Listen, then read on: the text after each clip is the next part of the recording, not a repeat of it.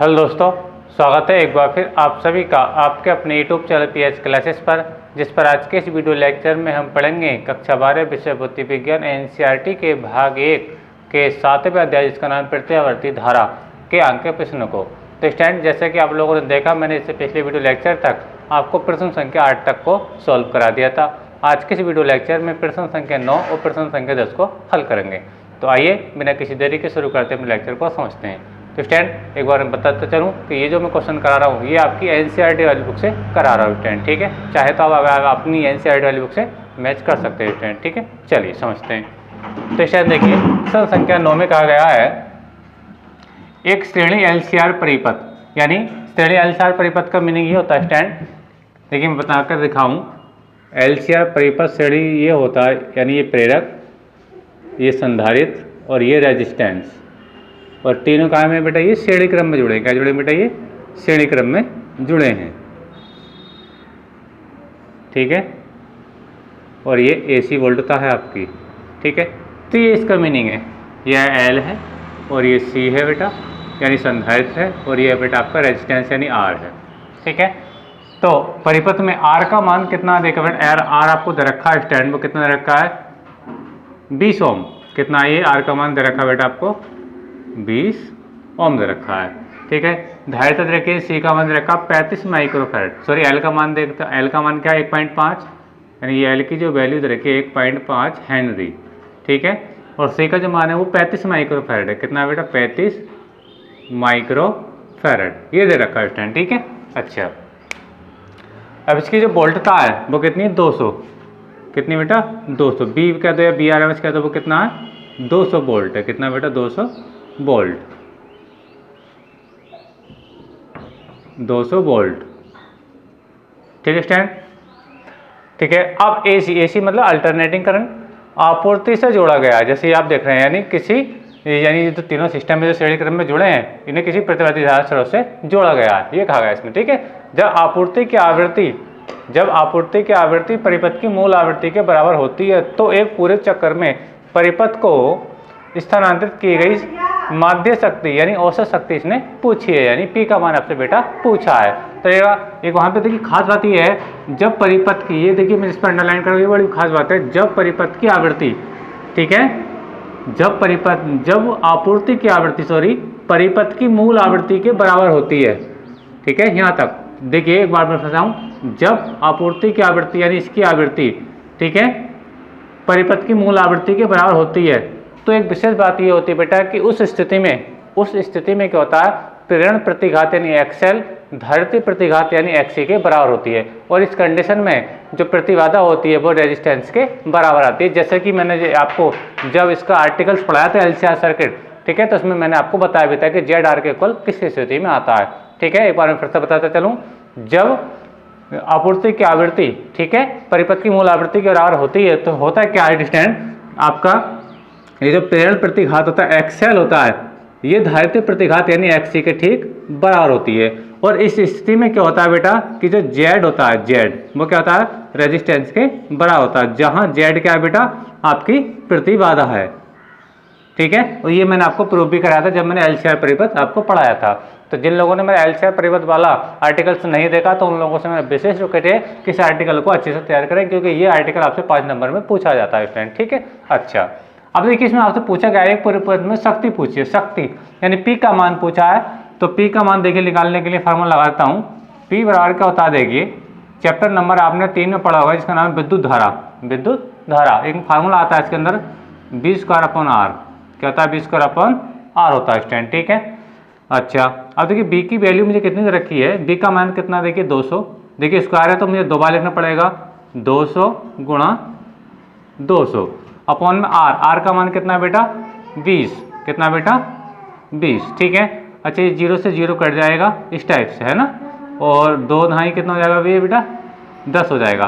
तो कहने का मतलब ये कितना है, ये 10 आ गया, और इंटू में कितना आ गया 2000, ठीक है। तो ये यानी कि औसत शक्ति यानी जो पी का मान आया स्टैंड पर कितना आया 10 × 2000, 10 × 2000 सॉरी 200। तो इसका मीनिंग ये हो गया बेटा पी का जो मान आया आपका फाइनली वो कितना आया आपका 2000 वाट आया, कितना आया 2000 वाट,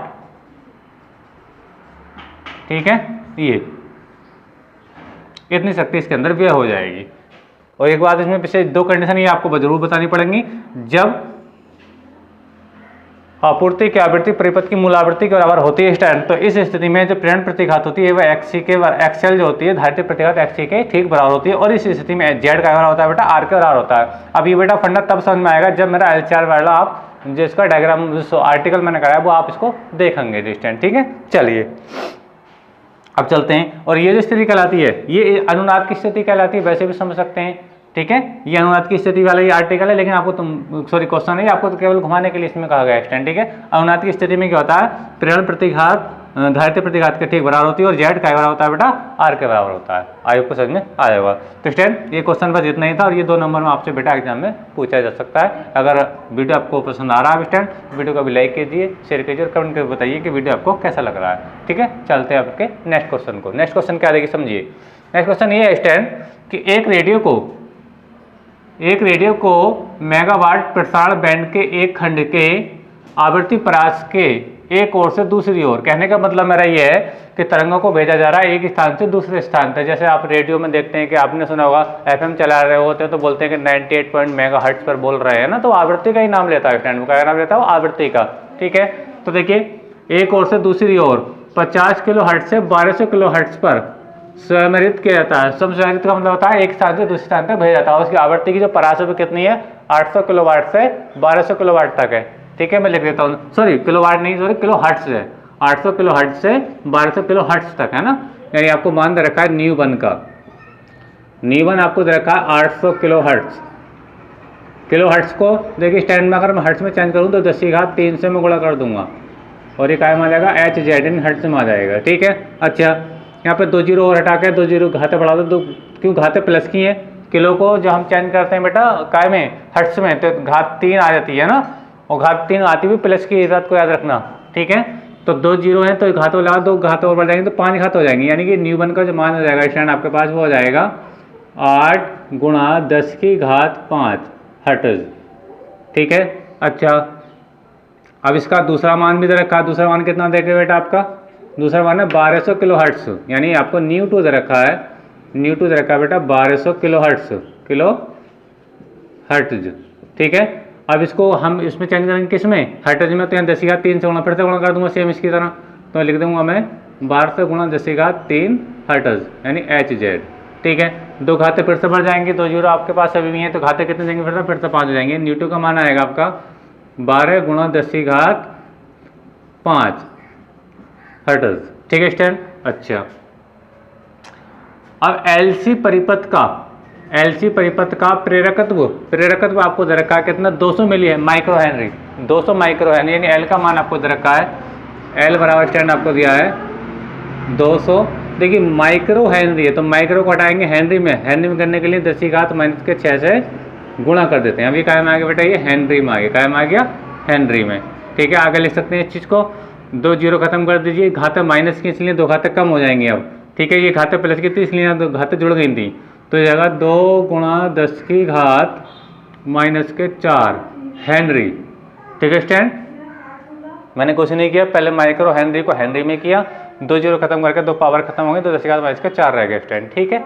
अच्छा अब आपको क्या बतानी है, संधारित्र की परास बतानी है, यानी आपको ये बताना है कि जब आपकी आवृत्ति इतनी थी तो धारिता कितनी होगी, और जब आवृत्ति बढ़ करके इतनी हो गई तो धारिता कितनी होगी। यानी आपको दोनों स्थिति में C1 और C2 के मान बताने हैं, और C1 C2 के मान निकल जाएंगे तो आवृत्ति की परास निकल जाएगी। तो देखिए कैसे निकालते हैं इसको, एक सूत्र पढ़ते हैं हम। एक अनुनाद की स्थिति में क्या होता है, सूत्र होता है बता, अनुनादी आवृत्ति का सूत्र जो न्यू बराबर होता है आपका 1/2π और वर्गमूल, चाहे इसको पूरे पे लगा दीजिए इस टाइप से,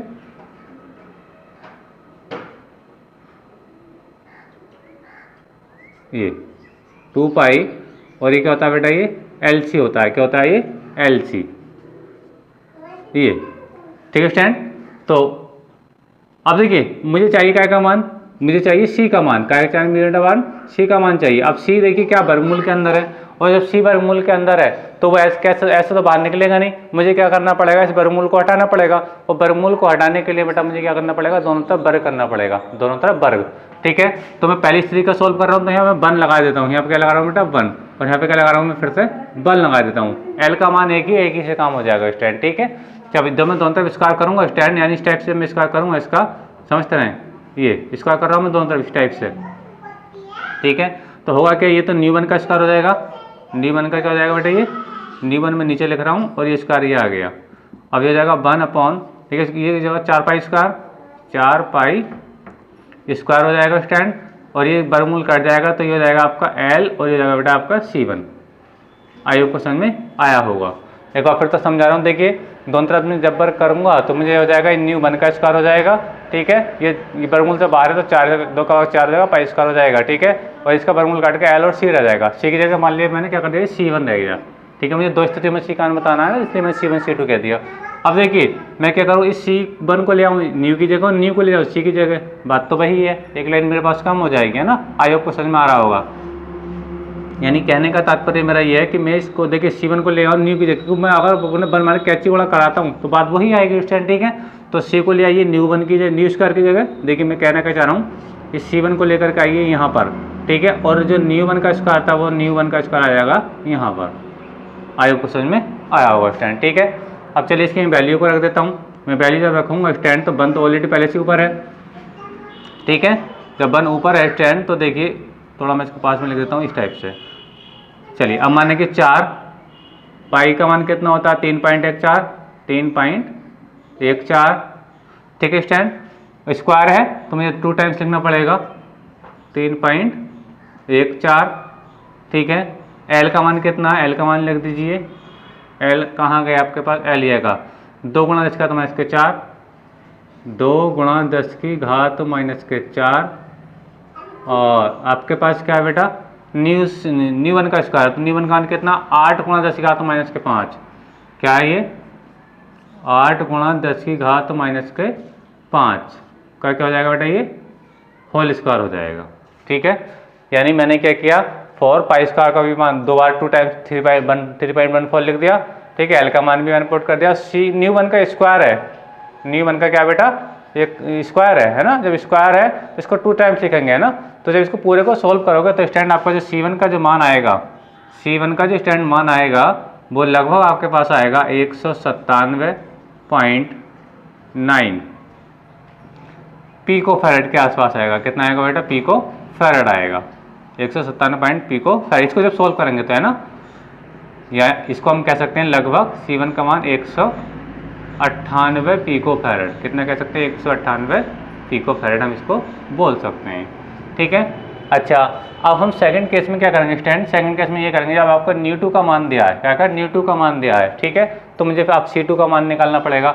यानी अब यहाँ पर मुझे क्या करना पड़ेगा, वही जो फार्मूला बन जाएगा। देखिए यहाँ न्यू 2 लिखूंगा, मैं समझा देता हूँ, देखिए समझे बात को, ठीक है। न्यू 2 का स्क्वायर हो जाएगा, जब ये न्यू 2 का स्क्वायर हो जाएगा, देखिए न्यू 2 का पहले फार्मूला लगा देता हूँ तो आपको समझ में आएगा। तो 1 अपन का हो जाएगा 2 पाई, ये तो पहले से रहता ही है 2, और ये पाई, और वर्गमूल क्या रहता है आपका L और C रहता है स्टैंड, ठीक है। जब मैं दोनों तरफ इस तरीके से वर्ग करूँगा तो ये न्यू 2 का स्क्वायर हो जाएगा, और ये इसका वर्गमूल यहाँ से बेटा क्या हो जाएगा, यहाँ से कट जाएगा। तो ये क्या रह जाएगा आपका, ये रह जाएगा आपका बेटा आपका यहाँ रह जाएगा 4 पाई स्क्वायर, और L रह जाएगा, और ये C2 रह जाएगा, क्या रह जाएगा बेटा C2, है ना। देखो यही वाला रूप बन गया इसका स्क्वायर करने के बाद, 4 पाई स्क्वायर हो गया, L सेम आ गया, ठीक है। और मुझे C2 का मान निकालना, C2 में इधर ले जाऊंगा और न्यू 2 को मैं यहाँ पे पहुँचा दूंगा, बात वही आ जाएगी मेरे पास। यानी कहने का मतलब मेरा ये कि मैं C2 को तो ले आऊँ यहाँ पर, C2 को लेकर के आऊँ यहाँ पर, और न्यू 2 का स्क्वायर है, सॉरी न्यू 2 का स्क्वायर है, तो मैं लेकर आऊँगा यहाँ पर इसको, ठीक है।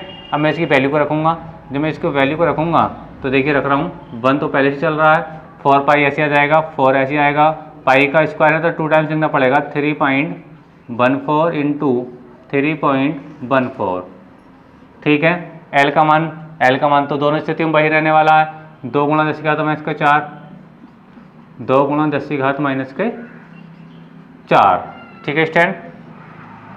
2 गुणा 10 की घात माइनस के 4 आ गया। अब काय का मान रखना है न्यू 2 का, और न्यू 2 का मान कितना बेटा, न्यू 2 का मान है आपके पास 12 गुणा 10 की घात 5, लेकिन इसका स्क्वायर है बेटा तो मुझे इसका स्क्वायर करना पड़ेगा, है ना।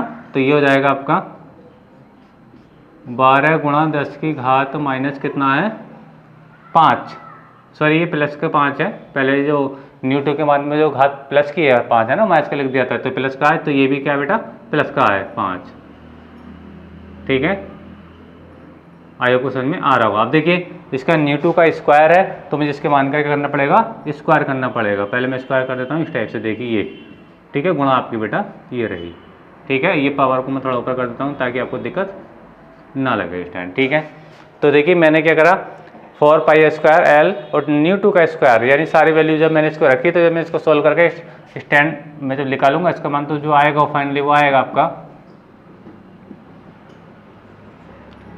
87.8 या 87.9 के आसपास की वैल्यू आती है जब इसको हम सॉल्व करते हैं। तो स्टैंड जब मैं इसका न्यूटन का जब मान निकालूंगा, तो लगभग इसका जो मान आएगा वो कितना आएगा, 87.9 के आसपास आ जाएगा।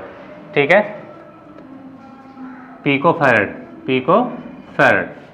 लेकिन स्टैंड ये सब कुछ सोल्व करने के बाद आएगा, क्योंकि सोल्व करने में थोड़ा ज़्यादा टाइम लगेगा, है ना, वीडियो लेंथी हो जाएगा, इसलिए आप इसको सोल्व कर दे सकते हैं, आपका मान इतने आएगा। तो ये 87.9 लगभग 88 के आसपास आ रहा है, तो यानी अब C2 का जो मान हो जाएगा वो कितना हो जाएगा, लगभग हम कितने कहेंगे, 88 पिको फैरड। 88 पिको फैरड, जी हाँ 88 पिको फैरड। ठीक है, तो देखिए आपका जो मान आया था C1 का मान कितना आता है, 198 पिको फैरड, और C2 का जो मान आया वो 88 पिको फैरड लगभग आया। तो इसकी परास कितनी होगी, परास हो गई बेटा 88 पिको फैरड से 198 पिको फैरड तक, यही आपसे पूछा था परास पूछी थी ना, जो परास यानी इसकी रेंज पूछी थी, यानी परास आप लिख सकते हैं, परास कहाँ से कहाँ तक, 88 पिको फैरड से 198 पिको फैरड तक। ठीक है स्टैंड, वैसे भी चलिए आपको समझ में आ गया होगा, परास लिखेंगे एक परास, वैसे तो आप यहाँ तक निकाल लेंगे तब भी आपका आंसर हो जाएगा, फिर भी आप लिख दें तो ज़्यादा बेटर है। परास आ जाएगी 88 पिको फैरड से 198 पिको फैरड तक। तो आई होप स्टैंड की दोनों क्वेश्चन आपको समझ में आए होंगे, और याद रखना स्टैंड कि ये टोटल जो सिलेबस है NCERT सिलेबस है, इस पर ज़्यादातर फोकस करेंगे तो आप ज़्यादा फायदे में रहेंगे, है ना, क्योंकि जितना भी सिलेबस आ रहा है बेटा आपका यूपी बोर्ड में, टोटल NCERT बोर्ड से ही NCERT सिलेबस से ही पूछा जा रहा है। तो आज की वीडियो लेक्चर में स्टैंड इतना ही। अगर वीडियो आपको पसंद आया तो वीडियो को लाइक कीजिए, शेयर कीजिए, चैनल पर नहीं है तो चैनल को सब्सक्राइब भी कर लीजिए। मिलेंगे अगले वीडियो में, तब तक के लिए धन्यवाद।